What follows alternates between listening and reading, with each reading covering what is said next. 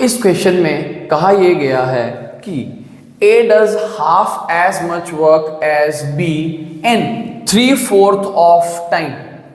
इस लाइन का क्या मतलब है? कहा यह गया कि A जो है वो आधा काम करता है किससे? B से, और उसको टाइम कितना लगता है? 3/4 ऑफ टोटल, यानी कि जितना टाइम B को लग रहा है उसका 3/4 हिस्सा किसे लगेगा? A को। ये बताया गया और पूछा यह गया कि if together they take 18 days to complete a work, how much time shall B take to do it? कहा यह गया कि if together they take 18 days का मतलब कि अगर उन्हें इकट्ठे काम करने में कुछ 18 दिन लगते हैं, तो अगर अकेला B करे तो वो काम को कितने दिन में कंप्लीट करेगा?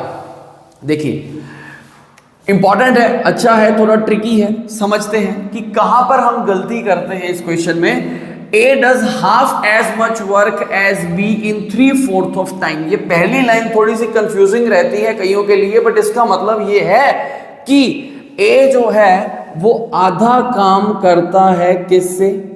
B से। आप समझो, क्या यहां से मैं A और B के वर्क की रेशो निकाल सकता हूं? आएगी 1:2। 1:2, यानी कि जितना काम B ने किया उससे आधा काम किसने किया? A ने। और टाइम का रिलेशन दे रखा है कि जो A है, A को 3/4 टाइम्स टाइम लगता है किससे? B से। तो यहां से आप A और B के टाइम की रेशो भी निकाल पाएंगे, कितनी आएगी? 3:4। 3:4 का मतलब ये टाइम की रेशो है, पहली बात तो। और इस 3 पार्ट्स का मतलब क्या है? देखिए, A कुछ काम कर रहा है और A को काम करने में कितना टाइम लगता है? कुछ 3 पार्ट्स, और B को कितना लगता है? कुछ 4 पार्ट्स। अब देखिए, आपको पता है कि जो टोटल वर्क होता है efficiency into number of days, और एफिशिएंसी और नंबर ऑफ डेज एक दूसरे के इनवर्सली प्रोपोर्शनल होते हैं। कब?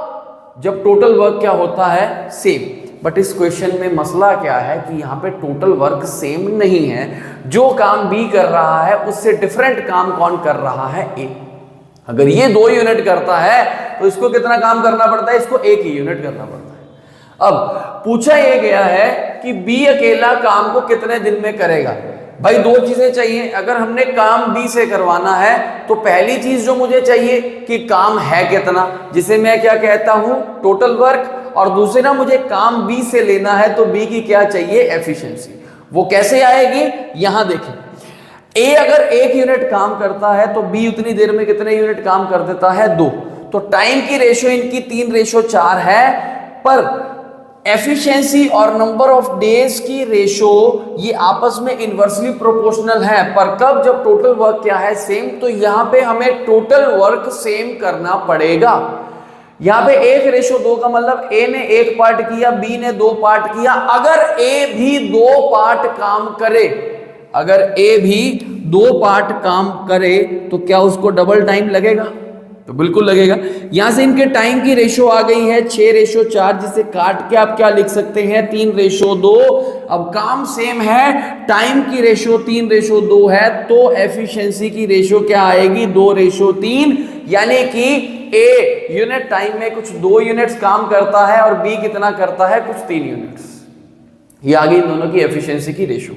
अब मुझे क्या चाहिए कि कितना टाइम लगेगा B को काम करने में। मुझे 2 चीजें चाहिए, एक तो टोटल वर्क और दूसरा क्या चाहिए? एफिशिएंसी। किसकी? B की। मैंने B की एफिशिएंसी निकाल ली है, यहां से कितनी आएगी? 3 यूनिट।